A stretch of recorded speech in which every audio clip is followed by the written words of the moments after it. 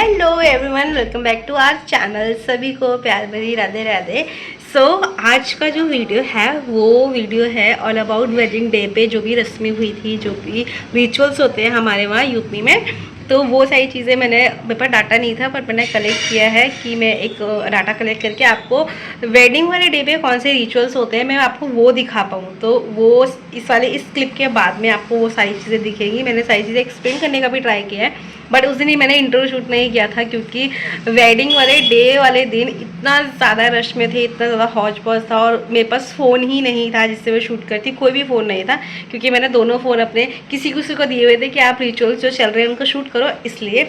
तो आप इसके बाद देखो जो भी चीज़ें एंजॉय करो और मुझे कमेंट डाउन करके बताना कि आपके वहाँ क्या क्या होता है और आपको कौन सा रिचुअल या कौन सा व्लॉग कौन सी चीज़ आपको सबसे अच्छी लगी वेडिंग वाली सीरीज़ में। तो चलो मैं मिलती हूँ आपको कल एक न्यू व्लॉग के साथ में, तब तक आप ये वाला व्लॉग एंजॉय करो। वैसे तो वेडिंग डे वाले दिन बहुत सारी रस्में होती है। मॉर्निंग में 7 o'clock के बाद में रस्में स्टार्ट हो गई थी। आई थिंक मॉर्निंग का कुछ भी शूट नहीं कर पाए थे क्योंकि ना हमारे फ़ोन में स्पेस नहीं था। तो फिर हमने इवनिंग का जो भी था हमने वो सारी चीज़ें ट्राई किया शूट करने के लिए। तो मॉर्निंग में क्या होता है, मॉर्निंग में होता क्या है, मॉर्निंग में पले बनाए जाते हैं, मतलब टोकरी वगैरह जो मिठाई की टोकरियाँ जाती हैं वो बनाई जाती है। और गुलगुले की एक टोकरी जाती है, गुलगुले मतलब मीठे पोए की एक टोकरी जाती है। क्योंकि जिन भी बच्चों की लड़कों की छठी होती है, छठी मतलब जब मेरा भाई पैदा हुआ था तो उसको धरती पे आए हुए मतलब पैदा होने के तुरंत बाद एक लकड़ी की टोकरी होती है, उसके अंदर उसको बिठाया गया था। फिर उसको उस टोकरी को 7 बार हिलाया गया था। एक हमारे घर की माता जी होती है उनका नाम लेकर के। और फिर वो रिचुअल ना हर साल होता है बर्थडे वाले दिन। जब तक शादी नहीं होती तब तक होता है। मंडप के नीचे भाभी और भैया दोनों का के साथ में वो उसी टोकरी में, सेम टोकरी जो भैया पैदा हुआ था तब जिसमें उसको 7 बार बिठा के हिलाया था ना, वही टोकरी अभी तक है हमारे पास। और भाभी और भैया का उसी टोकरी में एक एक पैर रखकर, क्योंकि अभी तो बड़े हो गए तो दोनों आ नहीं पाएंगे, दोनों का पैर रखकर फिर उसको 7 बार हिलाया जाता है। तो वो उसके बाद वो मीठे पुए होते हैं ना जो उनको प्रसाद में दिया जाता है सबको, तो उसको छठी बोलते हैं जो यूपी में लड़कों की होती है।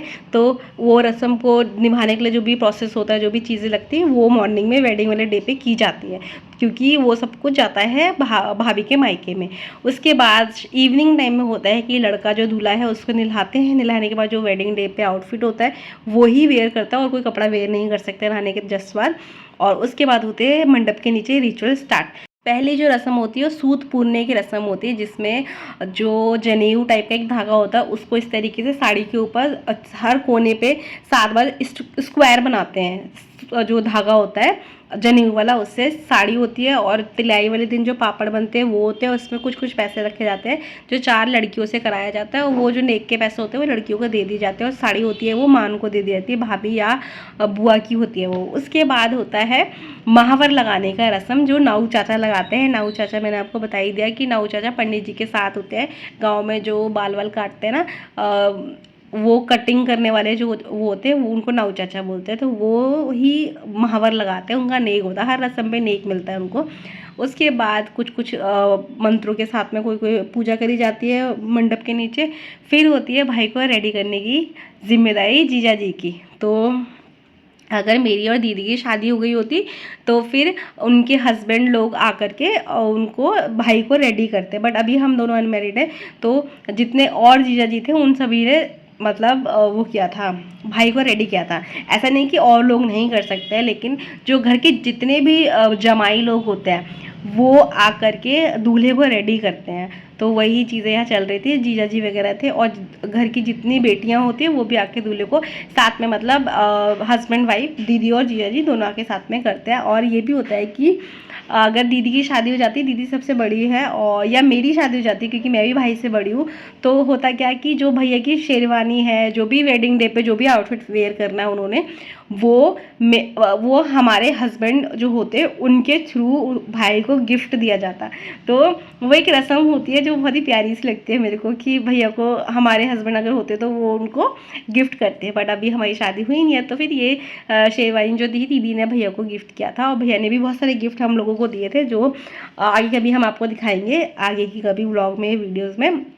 उसके बाद में जितने भी वो होती हैं, क्या बोलते हैं, बहनें होती है, वहाँ के फ़ोटो खिंचवाती है। फ़ोटो खिंचवाने के बाद होता है क्या बोलते हैं उसको, माला पहनाई जाती है। माला वाली पैसे वाली जो माला होती है ये ज़रूरी होती है। सारी बहनें, घर की जितनी बहनें होंगी वो सारी की सारी बहनें माला पहनाएंगी, और सारे के सारे जीजा जी होते हैं वो आकर भाई को रेडी करते हैं, और पगड़ी पहनाई जाती है। पगड़ी के अंदर सुई वो जो होती है, एक सुई होती है वो छुपाई जाती है। वो एक रस्म होती है कि सुई छुपाई जाती है। इसका मीनिंग मुझे नहीं पता, बट जो वो होती है सुई होती है वो पगड़ी के अंदर इस तरीके से छुपाई जाती है कि भाई को चुभे भी ना। और ससुराल में जा कर के वहाँ पर आई थिंक जो मम्मी है भाभी की या भाभी की बहनें होती है वो सुई को सर्च करते हैं। सर्च करने के बाद में उस सुई को देने के लिए नेक लगता है, और उस सुई का फिर उसको विसर्जन कर दिया जाता है। तो ये काइंड ऑफ रस्म है जिसका अभी देखो दीदी ना यहाँ पे सुई छुपा रही थी ये, और ये सुई क्यों छुपाई जाती है इसका मीनिंग मेरे को नहीं पता। मैंने मम्मी से पूछा था कि इसका मतलब क्या होता है, क्योंकि मुझे हर रस्म का मतलब जान के रस्म को निभाने में बहुत मज़ा आता है। तो मम्मी ने बोला पता नहीं कि क्यों निभाई जाती, बस निभाई जाती है इसलिए हमने निभाई थी। उसके बाद सारी बहनों ने माला पहना दी थी। फिर भाभी की बारी आती है काजल लगाने की, जिसका भाभी को नेक मिलता है, तो भाभी को नेक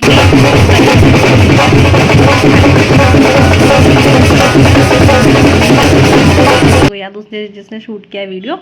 उसके बाद घर के बाहर आते हैं। इसके बीच में भी डांस वांस हुआ था अंदर, तो वो सारी वीडियो शूट नहीं हुई थी क्योंकि स्पेस का बहुत ज़्यादा प्रॉब्लम हो रहा था। तो हमने छोटी छोटी वीडियो शूट करी ताकि हम हर एक रस्म छोटी छोटी आपको दिखा पाए। मेनली रस्म, डांस तो आपने बहुत देख लिया हल्दी और मेहंदी वाले दिन, सगाई वाले दिन। तो फिर हमने सोचा कि हम सिर्फ रस्मों की वीडियो बनाएंगे, रस्में आप लोगों को बताएंगे कि कैसी होती है। यहाँ पे चल रहा था कुआं पूजन। कुआं पूजन के लिए भाभी और बुआ दोनों आती है। एक ने रोली का पेस्ट लिया होता है, एक ने हल्दी का पेस्ट लिया होता है। इस तरीके के मम्मी बीच में बैठती है, और ये जो मटका देख रहे हो ना, इसको हमने कुएं का रूप दिया था, कुआं समझ के। इसके सामने मम्मी बैठी थी, और मम्मी के आसपास भाभी और जो बुआ थी, बुआ जी, वो महावर और हल्दी का इस तरीके से 4 उंगली से टीका टाइप का लगाती है। उसके ऊपर भाई को चलना होता है। ये 7 या 11 बार ऐसे राउंड राउंड करके रस्में करनी होती है। और इसके पीछे फिर गीत भी, जो लेडीज़ होती हैं वो गीत, दादी वगैरह, बुआ भाभी वगैरह जो होते हैं बड़े लोग, वो गीत गाते हैं। तो यूपी में ये ज़रूर होता है कि हर रस्म के लिए एक नया गाना होता है, और हर रस्म का कोई ना कोई मतलब होता है। और मतलब अगर हम समझ लेना कि इस रस्म के पीछे क्या मतलब है, तो उस रस्म को करने में बहुत ज़्यादा मज़ा आता है। तो यहाँ पर ये होता है कि अपने जो गांव का कुआं होता है उसको पूजा जाता है, उनको सम्मान दिया जाता है कि हम जा रहे हैं, हम अभी वापस आएंगे, तो हम सही सलामत जाए और सही सलामत वापस आ जाए। काइंड ऑफ इस तरीके का इसका मतलब होता है। हर रस्म का ये मतलब होता है कि दूल्हे की नज़र उतारी जा रही है, दूल्हे की सेफ्टी के लिए चीज़ें करी जा रही है। क्योंकि जब दूल्हा और दुल्हन, शादी एक ऐसा फंक्शन है, लाइफ का ऐसा इवेंट है कि जिस टाइम पे बहुत सारी चीज़ों से बच्चे को दूर रखा जाता है, मतलब बहुत नेगेटिविटी से दूर रखा जाता है। क्योंकि बोला जाता है हल्दी वाली देह होती है, देह मतलब हल्दी वाली जो शरीर होता है उस पर नेगेटिव इम्पैक्ट जल्दी पड़ता है, नज़र जल्दी लगती है। तो यहाँ पर फिर कुआं पूजन हो गया। कुआं पूजन के बाद मम्मी भाई को पानी पिलाती है, और गांव में तो मम्मी भाई को दूध भी पिलाती है। ऐसा मैंने देखा है कई सारी रस्मों में। और अभी यहाँ पे ऐसा कुछ नहीं था, यहाँ पर सिर्फ पानी पिलाया था मम्मी ने। और हाथों में पुच्ची करते हैं, पुच्ची मतलब किस करते हैं, फॉरहेड पे किस करते हैं। क्योंकि इसके बाद ये होता है कि बेटा सिर्फ माँ का होता है ऐसा बोला जाता है, लेकिन इस रस्म के बाद, इस दिन के बाद बेटा बहू का हो जाता है माँ के साथ में। और मम्मी का जो बेटा होता है जिसका कॉपीराइट मम्मी का ही होता है, बट अभी वो कॉपीराइट 2 लोगों में डिवाइड हो जाता है। तो वो एक रस्म होती है कि ये एक चीज़ होती है जो बहुत ही इमोशनल होती है। मम्मी भैया रोने लग गए थे, पता नहीं क्यों, बस ये एक बहुत इमोशनल मोमेंट था मम्मी के लिए बहुत ज़्यादा। उसके बाद मम्मी ने नज़र उतारी भाई की, और उसके बाद मम्मी ने नज़र उतार के पहले उससे एक लकड़ी वाले से धान कूटते हैं उससे नज़र उतारी थी। फिर उसके बाद में पानी से नज़र उतारी, फिर भाई को पिलाया। फिर वही पानी मम्मी ने पूरा का पूरा बैठकर पानी वो वहीं पे पिया। और उसके बाद हुआ टीका लगाने की रस्म, जिसको टिकाउन बोलते हैं, या मेरे को नाम नहीं पता। क्योंकि ये रस्म ऐसी थी ना कि मैं पूछ ही नहीं पाई कि इस रस्म का मतलब क्या है। अदरवाइज़ हर रस्म का मतलब मैंने वहीं पे ऑन द स्पॉट पूछ रहा है कि ये क्यों किया जा रहा है, ये किस लिए होता है, इसका मतलब क्या होता है दादी से। और बड़ी बड़ी जो भाभियाँ थी जो बहुत लाइक एजिड हो गई, उन लोगों को मतलब पता होता है ना इन शादी वाले दिन जो भी रस्में होती है। मैंने किसी का मतलब नहीं पूछ पाया कि इसका क्या मीनिंग होता है, बट हाँ कुछ कुछ चीज़ें मुझे पता है, वो मैं आपको एक्सप्लेन करी। बाकी आप लोग देख कर एक्सप्लेन कर देना मुझे कि क्या क्या चीज़ें होती है। उसके बाद हुई शादी। शादी के बीच की चीज़ें तो बस वही क्या बोलते हैं, घूड़ चढ़ी हुई थी, फिर डांस हुआ था, फिर हम वेडिंग हॉल में पहुंच गए थे, फिर वेडिंग हॉल में जाकर भाई की एंट्री हुई, फिर मेरा डांस हुआ थोड़ा सा और फिर हम सब ने डांस किया। उसके बाद भाभी की एंट्री हुई, फिर रीति रिवाज से जो शादियाँ होती हैं काइंड ऑफ इस तरीके की शादी हुई। और बहुत सारी चीज़ें थी जो मिस आउट हो गई हैं, जो मैं शूट नहीं कर पाई हूँ या जो डाटा मिल ही नहीं रहा है मेरे को। तो वीडियो भी बहुत ज़्यादा बड़ा हो जाता अगर मैं वो सारी चीज़ें भी इंक्लूड करती तो फिर जयमाल हुई। जयमाल के बाद में जयमाला की आप छोटी वाली जो शॉर्ट वीडियो होती है ना वो देख लेना, क्योंकि लॉन्ग फॉर्मेट में बस कोई वीडियो नहीं थी। फिर इसके बाद में जो आपको जेवर और जो ये देख लेते हैं ना, आप इसको चढ़ावा बोलते हैं, खोल कर रखा जाता है भाभी के मायके वाले और मंडप के नीचे रखा जाता है बेसिकली, ताकि जितने भी मायके वाले हैं भाभी को देखने की बहू के लिए, उनकी बेटी के लिए क्या आया है उसके ससुराल से।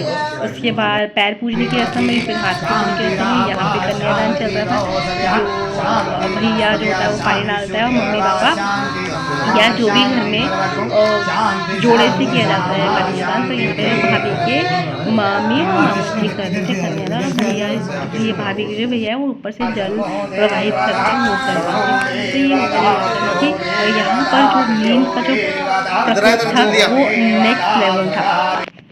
4 बज गए। ये लोगों को पता नहीं कौन सी इमरजेंसी की बैठे है ये। बोल तो जाए घर क्यों बैठे।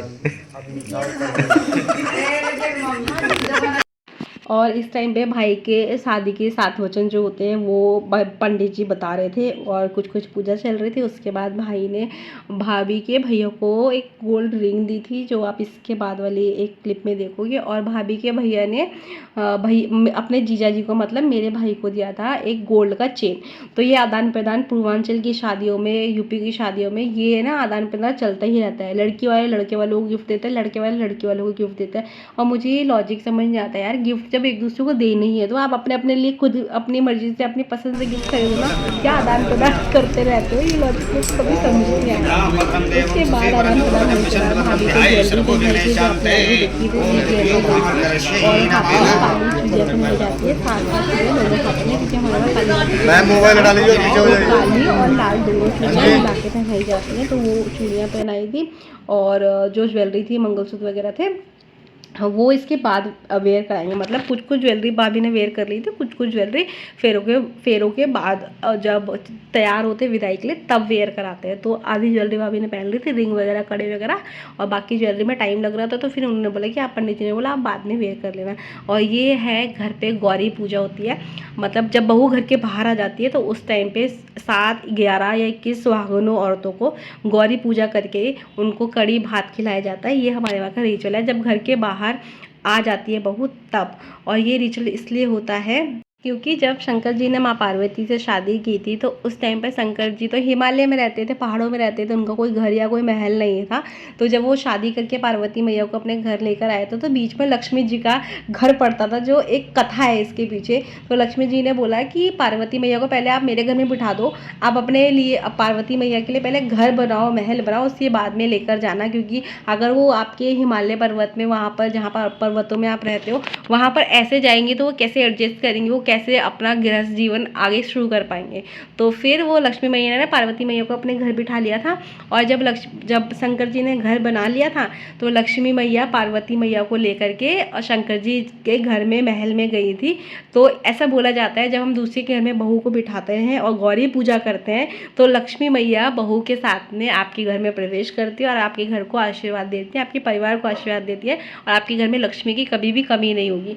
तो इस रिचुअल के करने का का मतलब ये होता है। तो भाभी जब घर में आ जाती है, मतलब बहू जब घर में आ जाती है तो उसको पड़ोस के किसी घर में बिठाया जाता है, गौरी पूजा की जाती है। फिर भाभी के घर से जो साड़ी आती है, मेरी मम्मा ने साड़ी चेंज कर लिया ना अभी, सास के लिए साड़ी आती है, वो साड़ी पहनकर जितनी भी औरतों को खाना खिलाया जाता है उनके पीछे दूध और पानी मिला के इस तरीके से कुछ पानी डाला जाता है, वो पूजा का एक पार्ट होता है। उसके बाद जाती है मम्मी मीठा लेके जाती है, बहू को मीठा खिलाती है और बहू का हाथ पकड़ के, या छोटी बहू होती है तो उसको गोद में लेकर के घर आती है। तो ये है शादी के कुछ छोटे से और प्यारे से रिचुअल्स। और इसके आगे जितनी भी वीडियो क्लिप्स मेरे पास डाटा कलेक्ट होता जाएगा वीडियोस का, मैं आपके साथ शेयर करती जाऊंगी। 1 या 2 और व्लॉग अभी आएंगे शादी से रिलेटेड, रस्मों से रिलेटेड। तो आई होप आप लोगों को ये वेडिंग सीरीज़ अच्छी लगी हो तो कमेंट डाउन करके बताना। चलो मिलते हैं नेक्स्ट वीडियो में, तब तक के लिए राधे राधे।